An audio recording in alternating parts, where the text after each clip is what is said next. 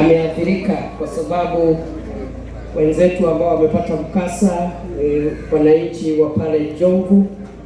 Mheshimiwa Badi yako hapa, Mheshimiwa Machele yako hapa, na gavana wetu wa Mombasa Abdulswamad yako hapa, na viongozi wote tuko hapa siku ya leo, na tumekuja hapa kwa sababu ya huzuni ambayo imetokea hapa, jambo ambalo lilikuwa ni jambo la furaha, jambo la michezo ya majini hapa, ukatokea ile ajali. Nataka nichukue fursa hii kwa njia ya kipekee nishukuru wale ambao walihusika katika kuokoa maisha siku ile ya mkasa, siku ya Jumaa alasiri.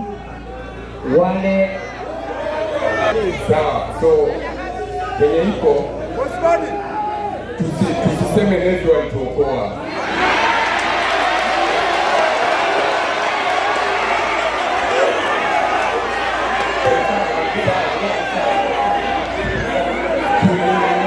Tukiokoa maisha yetu wenyewe. Nilikuwa hapo ndani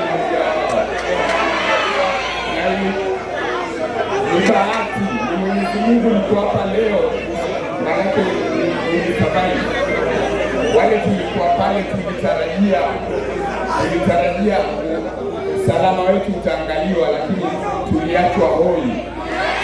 Wakati mkasa unatokea, tunatarajia sawa, vile tunaita life savers wakikuja watupatie life saver. Ilikuwa moja na tukua 22.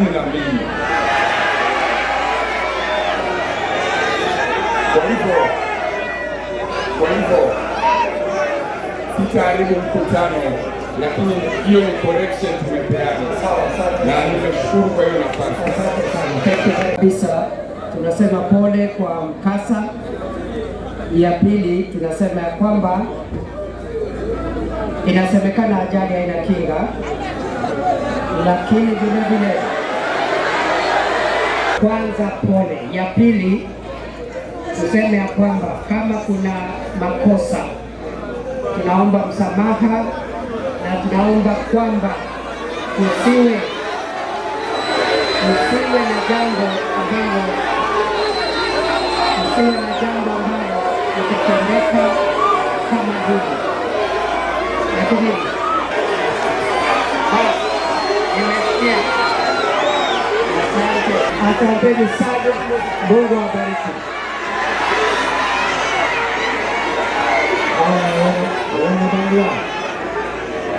Wana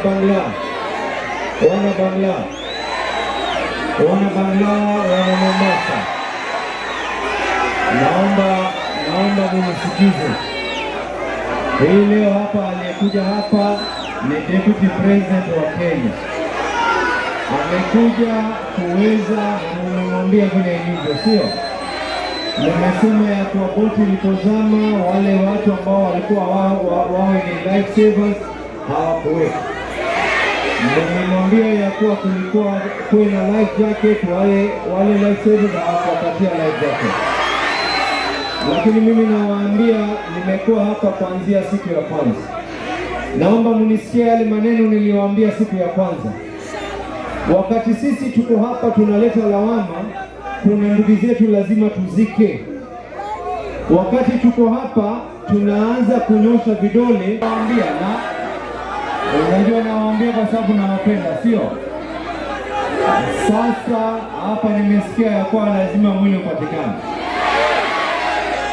Boti zile ziko pale ni 10 na sasa hii tunavyoongea, nisikizeni, kwa sababu kama nyinyi hamwezi kuheshimu yule aliyoenda mbele ya haki, mimi nitamheshimu. Sasa hivi tunavyoongea kuna mwili mmoja ambao umepatikana.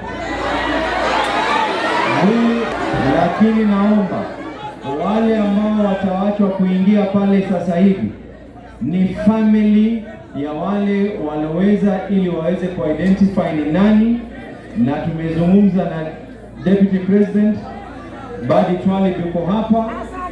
Ule mkono wa wale ambao kwamba waloweza kwenda mbele za haki Badi Twalib batadili na wao, lakini mimi naomba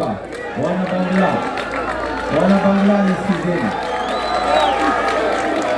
wana Bangla nisikizeni.